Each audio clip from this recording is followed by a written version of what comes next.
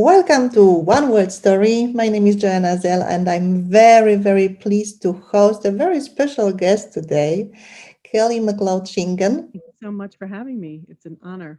You are doing so many wonderful things, very creative things. And actually, when I think of our very first meeting, I got to know you in Berlin as an interculturalist. Mm. And this is actually what you are doing also for your company, KMS Intercultural Consulting. Mhm. Definitely.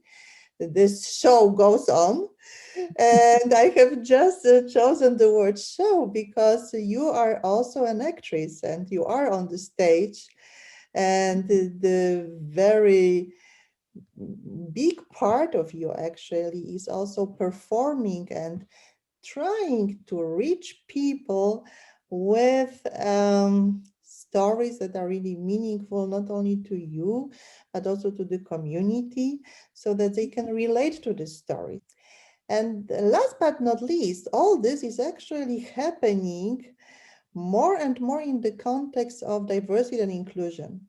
So, additionally to your consultancy, additionally to your world stage theater company, you are also the vice president for diversity and inclusion at the Tulsa University. Mhm. Three really, really impactful roles. And I'm eager to hear from you. How do you combine these roles? Sure. So, Joanna, I'm a storyteller, so it's hard for me to do anything without giving you a big story. So, I just have to start by saying that for me, they are all the same. And it's so hard for me to see them as separate things because I've always done them in conjunction with the other, right? So, I started this whole thing first chasing dreams of being an actor first, right? That's what I wanted to do. I thought I was going to be on Broadway or at least the next Oprah Winfrey. Um, but during all of that, I was always engaged in cross cultural conversations, in cross racial dialogue. So that's been my story since I was probably about 6 years old. And so after college, when I was trying to chase theater dreams, the job that was available for me was in diversity. So I started working in a university years ago when I was fresh out of college, and my first responsibility was to do diversity training for RAs. So I started in diversity work. And I'm calling it only diversity because we hadn't added inclusion and we hadn't added equity and inclusion until many years later. Um, but when I was studying for my master's in 2000, I was studying for a master's in cross cultural studies, which was when I was introduced to the intercultural field.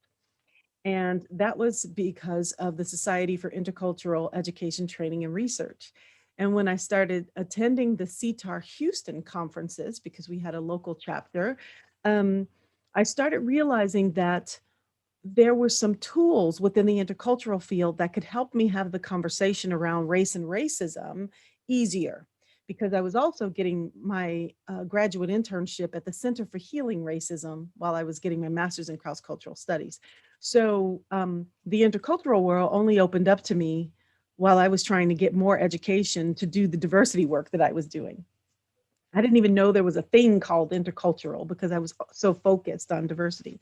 Um, and so the theater thing came about while I was, or the infusion of theater with diversity and intercultural all came out as a result of my time at the Center for the Healing of Racism. And while there, I had to create for my master's program this paper on a cultural identity paper. And as a result of that cultural identity paper, I was reading it and sharing it with my aunt, who's a professional storyteller out of Chicago. And I told her, I said, I like this. I feel like I want to do something with it. And she was like, well, why don't you stage it?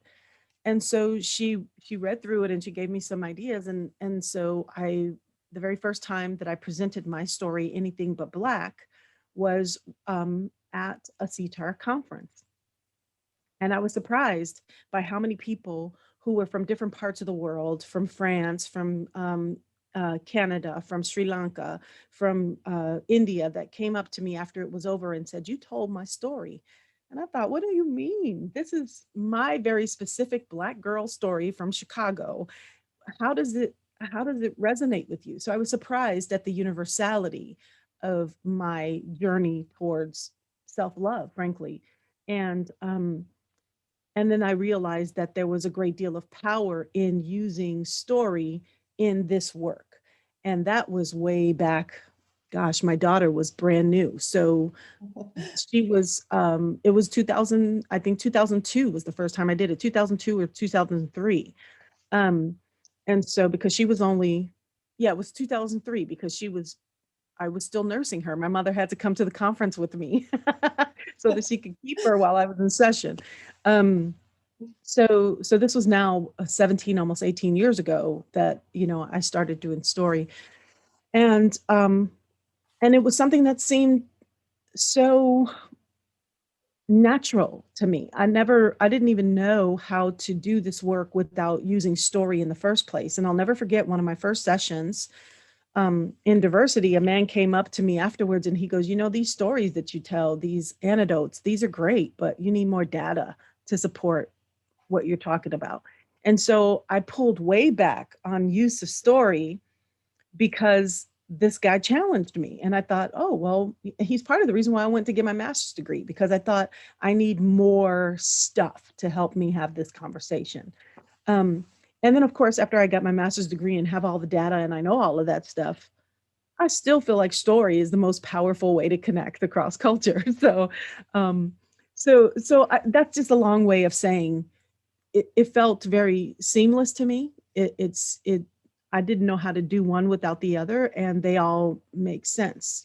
As I do international and intercultural work, um, I can't have that conversation without talking about power and power dynamics and who has power, who doesn't in a particular culture, who has access, who doesn't, and how does race play out? Because I know that most countries or cultures that have been impacted by being conquered, colonized, or enslaved are dealing with the legacy of racism.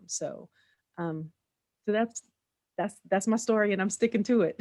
That's the story, yeah.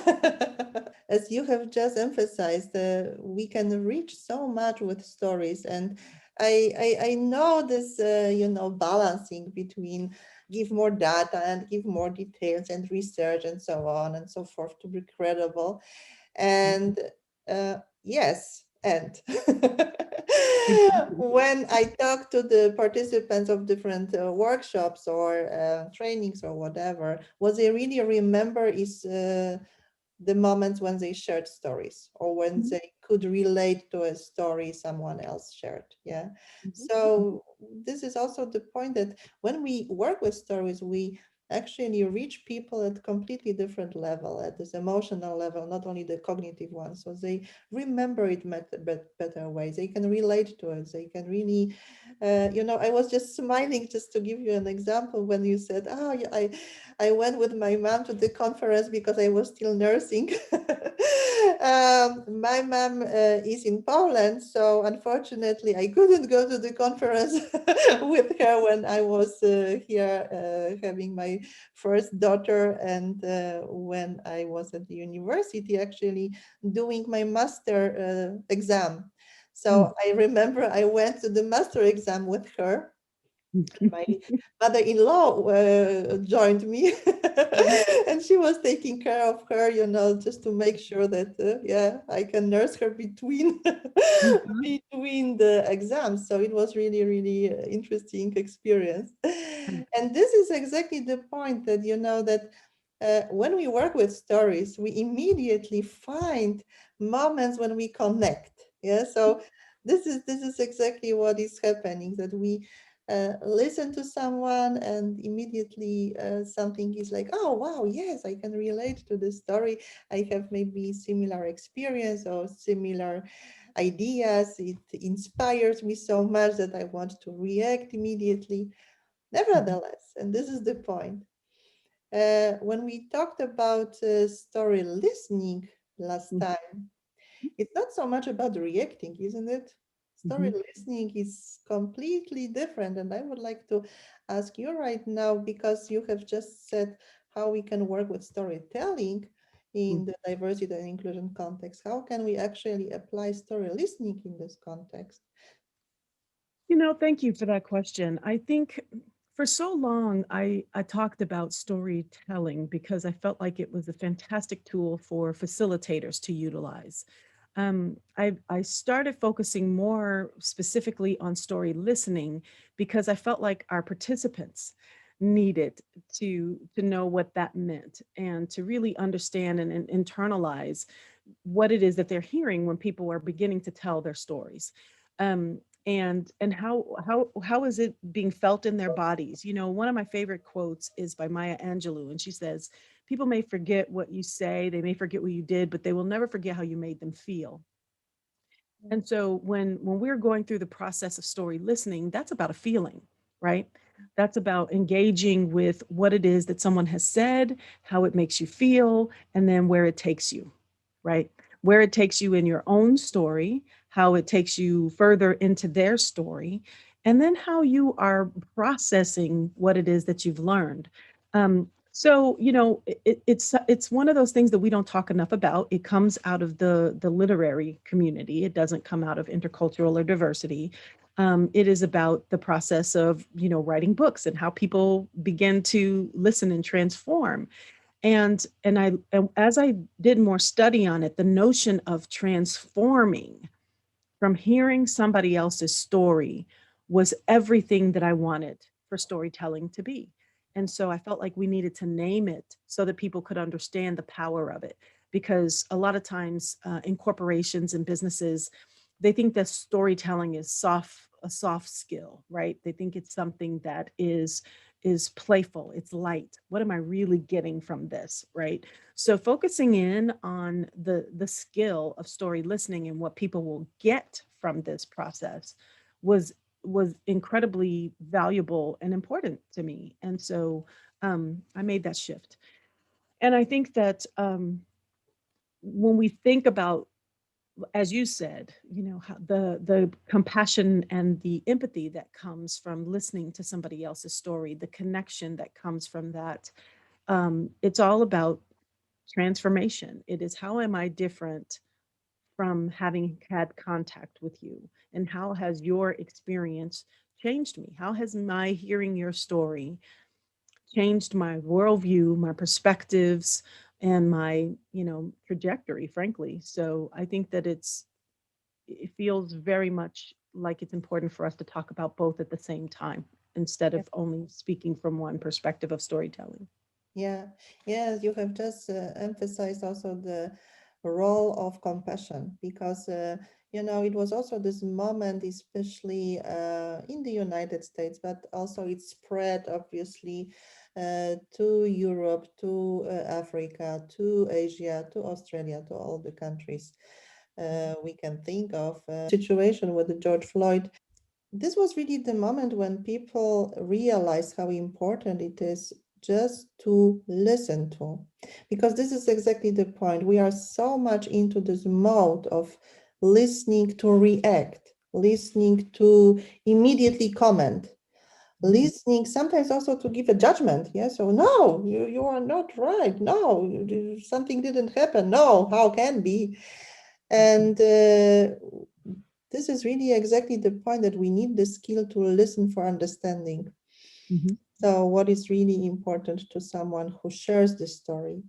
So, how did it actually help you during your diversity and inclusion time, especially in this tough moment when so many people wanted to, deliver opinions and ask questions that were inappropriate?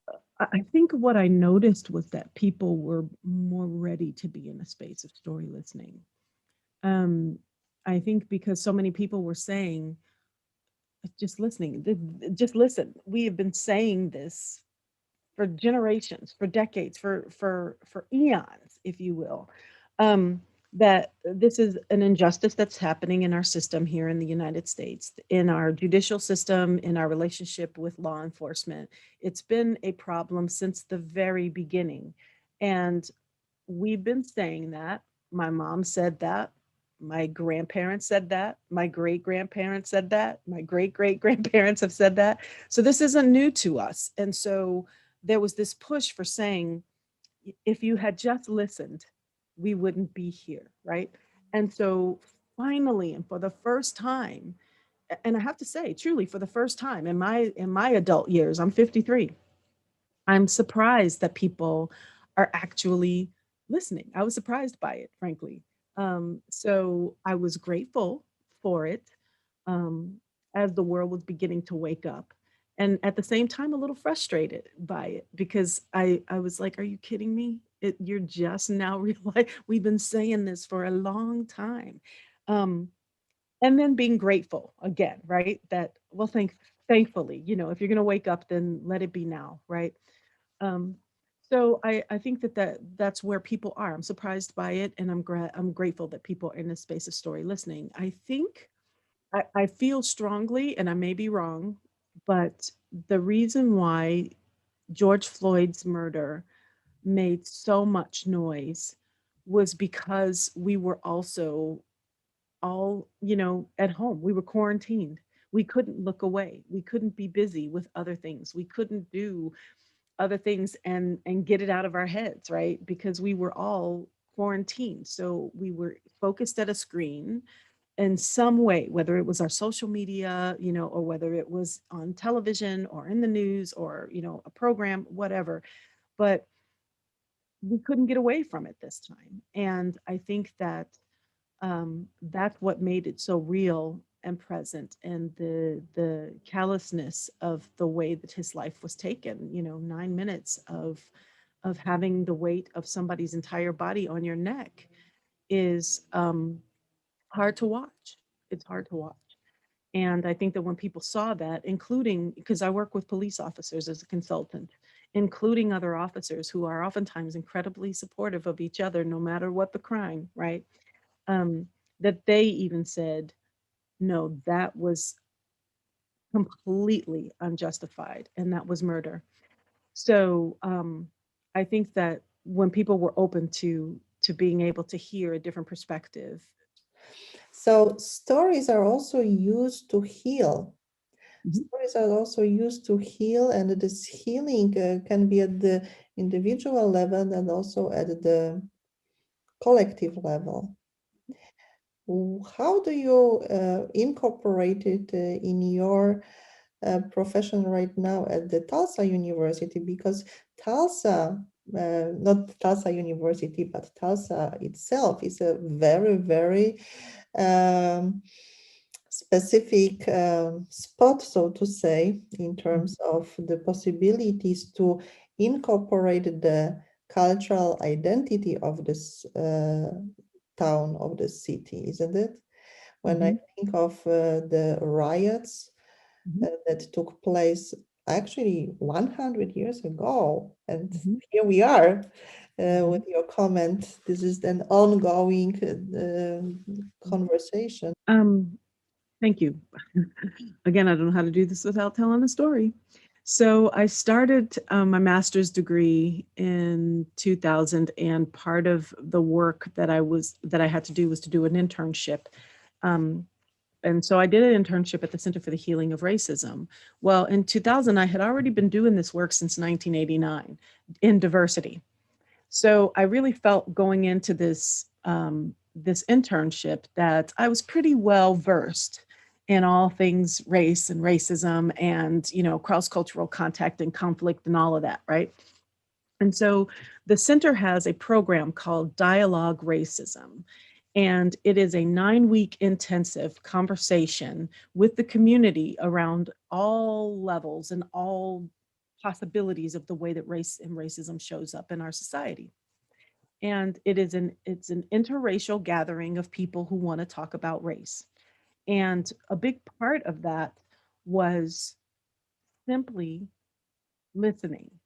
And it's called dialogue racism, but I would call it listening racism, because it was really, there wasn't crosstalk.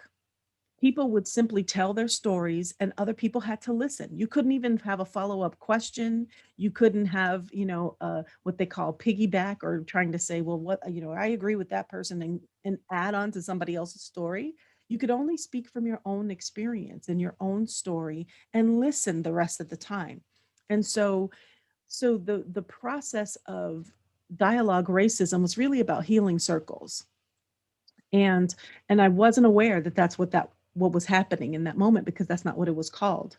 So I have to say that that's where I started learning exactly how to be a better story listener, because as a facilitator I was very much a verbal processor. So I would hear something, I want to repeat it back and digest it and give it again, and I couldn't do that.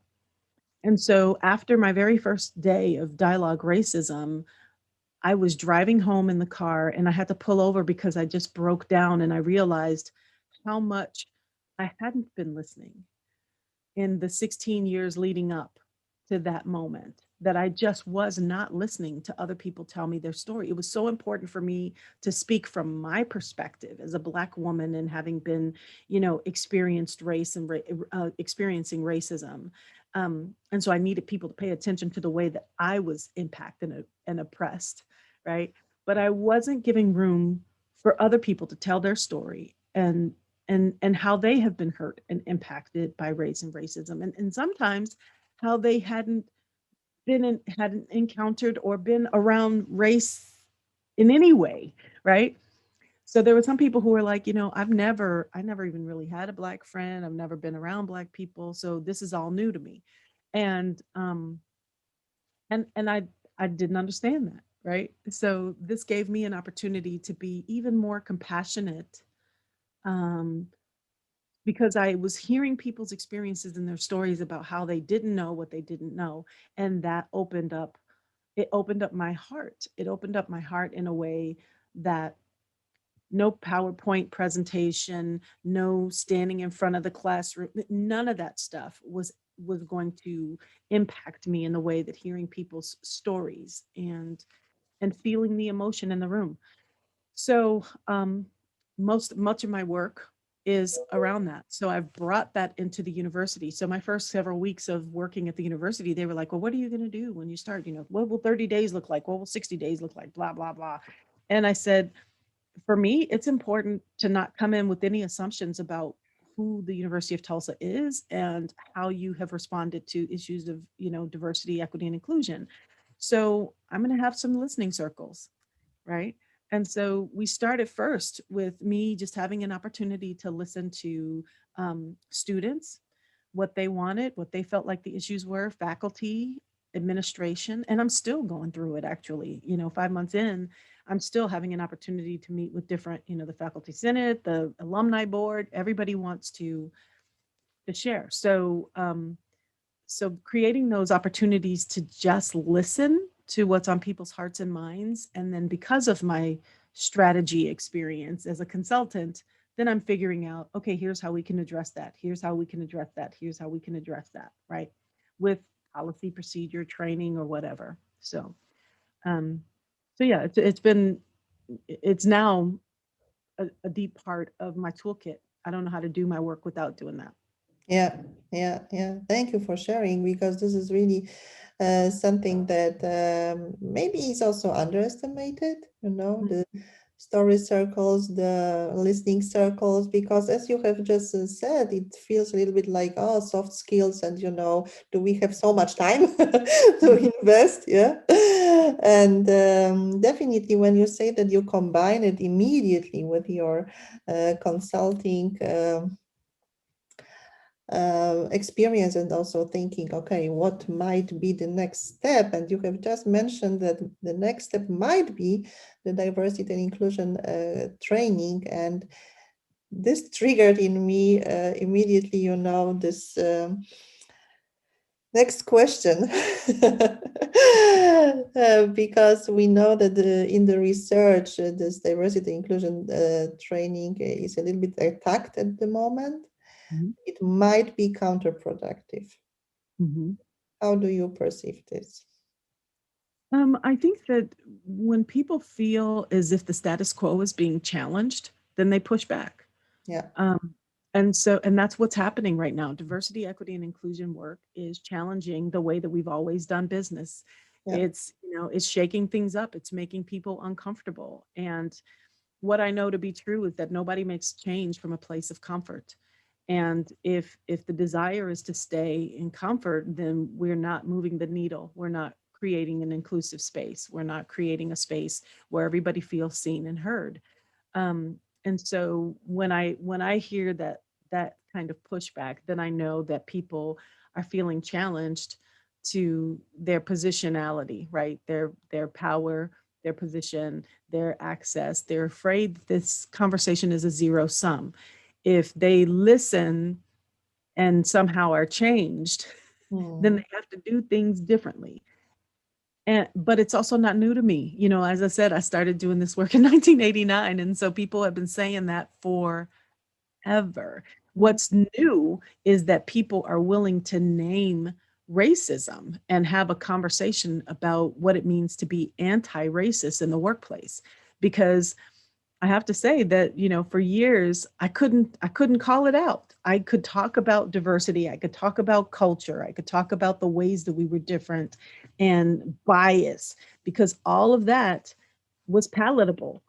No, and the moment that I would say, can we talk a little bit about racism? Because some of the stuff that you've asked me to come in and address are issues of race and racism. so yeah, so I'm yeah. going to bring that up, and I would put it in a PowerPoint presentation, and then I would get, the client would say, can we see your slides? And then they would see the racism slide and be like, let's have a conversation. Can we call that something else? How about discrimination? Right. So they wanted to dance around Mm, what the problem is. But after George Floyd, and I hate to say that his life, the loss of his life, has given us permission to call it what it is. But that is, if there is a silver lining that came out of his death, that's the silver lining, that people wanted to call it what it was, and they wanted to specifically talk about race and racism. And um, so of course there will be those who want to push it back into the, box. They don't want to have that conversation. So they'll come up with every excuse as to why it's not productive. So mm. Yeah. So on one hand side, it's extremely courageous how you are dealing also with your clients, that you immediately, not in right now in this situation, but already before, also address this taboo theme. Yeah. mhm, mhm, And when I can relate to it a little bit, I also have the situations in the corporate world when people from the global players here in Germany have factories or service points or whatever in Poland. And they ask me what is the role of the common history. mhm, Yeah, how can they deal with this taboo theme as well? Yeah. And this is also the moment when, I realize that it depends on the context. But sometimes I really get very, very tense and I don't want to talk about it, mhm, because it's not only the history from the books, it's also the history from my family, my husband's family. My husband is originally from Germany. mhm, And, it's intertwined. mhm, And sometimes I'm just asking myself, okay, why don't we just, split the past from the from the present, mhm, even though I know that it's impossible, because right now, especially facing the newest challenge, we know that we inherit the consequences of trauma, the mhm, consequences of traumatic experiences. So even if we don't know the stories, mhm, because maybe they were too tense, too hurtful, we inherit the emotions, so to say. And this is what epigenetics says. mhm. So, how do you deal with this? When, on one hand side, you propose to talk about it, on the other hand side, it's so emotional. Mm. You know,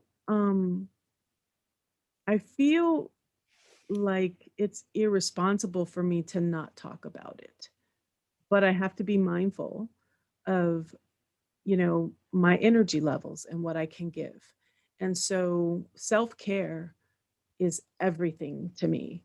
Um, One way is I meditate. I need to find moments of silence to shut the noise out and focus and really just remind myself of why I do what I do. Um, and to try to release some of the pain, because oftentimes, when as a facilitator of healing racism dialogues, you end up absorbing a lot of that. You absorb a lot of the energy in the room, a lot of the pain, and I have to find a where some place to put it. If I don't, then it becomes a part of my DNA. And so I have to release it. And there have been times where I've had to go through um, sessions with friends who are healers, who can actually put their hands on me and to help to release some of this. Um, and there have been times where I've had to not do this work. I have literally had to shut up. One of my favorite quotes is from, the drag star RuPaul. And she says, if you don't love yourself, how in the hell are you going to love somebody else? And so if I am not in a healthy space, there is no way that I can do this work in the spirit of love and connection and healing, because I am, hurt people hurt people. And so if I am hurting, if I am in a great deal of pain, then I'm going to go out and hurt people. So I know that I have to find a place of self care. One of my best friends, her name is Carmen White Yannick, and um, she had a campaign this year called Black Mental Health Matters. And so she was having lots of conversations with the mental health community on how it is that we can begin to be mindful of our care as people are reaching out and wanting to learn more about what they can do to dismantle racism, and that constant pull on people like myself and Carmen. um, we wanted to be there and we wanted to help people, but we also had to protect ourselves from the pain that we were experiencing. Every time something like a George Floyd happens, then I am immediately thinking of my stepbrother, my best friend Andre, my son, who's about to turn 21 this summer. um, and those moments of even considering that this could happen to someone that you love is incredibly painful. And so I had to figure out, how do I find a way to keep myself healthy. So this is such a powerful word. Is this the word you consider the most supportive one during these uncertain times in your case? Absolutely, no doubt about it, for so many different reasons. If in particular moments when the George Floyd thing happened, my self-care was to not watch the video. I refused to watch the video. I haven't seen it to this day.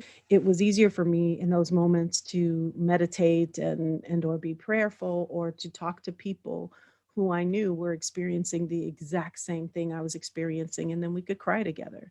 Um, because sometimes I didn't even want to cry. I didn't even want to release it. I just felt devastated, right? So, and I knew that in those moments that I had to find the light, and self-care was the only way that I could find my light in these uncertain times, being at home, being constrained, um, having the monotony of the day to day. Yeah. Hmm. Yeah. Mm. Yeah, this is really is such an important task we actually have, you know. So sometimes we say that we are uh, doing too little for the people around, for the community, and so on and so forth. And it's not about being egoistic. It's not about being selfish. It's just other way around.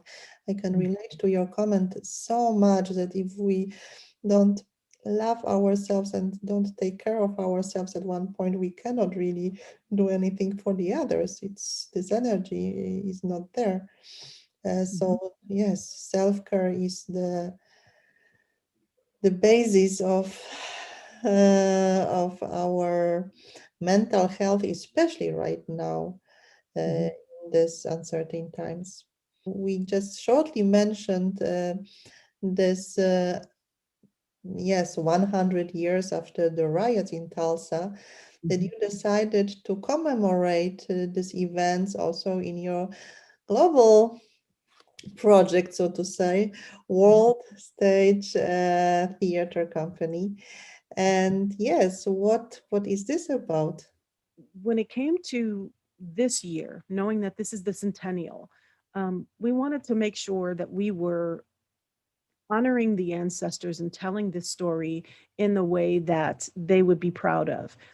And so there's a production, it's an original piece. It's called Tulsa 21, Black Wall Street. This community in Tulsa was an all African American community started shortly after emancipation in the US. And this community was so prosperous. They were so wealthy. There were over 300 businesses in a 30 block district where African Americans in the 1921, just about 60 years post emancipation, 60 to 80 years post emancipation, right? They had their own lawyers, their own schools, their own, theaters, their own dry cleaners, their own restaurants, their own banks, their own, you know, um, doctors and lawyers. I mean, they had anything that you could possibly imagine in any regular city, but it was all African American. And the reason why that was important was because they couldn't get those services outside of their own community because of segregation. So the money that transferred, time and time again, it transferred so many times within the community. So wealth stayed in the community. And the reason why this is an important story is because in 1921, there was a rash of a number of different race riots throughout the country where there were Black communities doing well and it not being acceptable to white people. And so they would go in and destroy these communities. And so this wealthy community was burned to the ground. And the reason why Tulsa is important is because they were wealthy enough that they were able to rebuild, even though the city did not grant them their insurance. Um, so they were able to build. And for many people say they built it bigger and better. So we wanted to tell that story because there has never been a true reconciliation for this level of atrocity in this city specifically. And it was one of the worst ones, if not the worst one in the country. And it's been swept under the rug for generations. People just didn't know about it. So our company is telling that story. And one of the things that we like to do in our company that's different from many of the other ones in town is that we engage our audience with a talk back. So they have an opportunity to talk about the whole process of the writing of the play, what it was like to experience it, their emotional reaction to it. And so we want to keep people focused in on the theme of our pieces. We're excited to be able to tell this very important story so that people can know this history, but also, hold up the mirror to themselves right now and say, am I who I think I am? If this were to happen today, how would I respond? Would I have responded like people then, or would I have done something different? Hmm. So, So again, the power of story again, the power of story. Absolutely. and stories of power. Yes, Hmm. absolutely. Thank you, Kelly, very, very much. And I wish you all the best for your performances at the theater and, of course, for your wonderful role as a vice president for diversity, equity, inclusion. Thank you. Thank you. Thank you. Thank you. It's been an honor. I appreciate you so much. And for the work that you do as well, Joanna. You're doing some amazing work with Story and grateful to you for being a leader and a major player in this.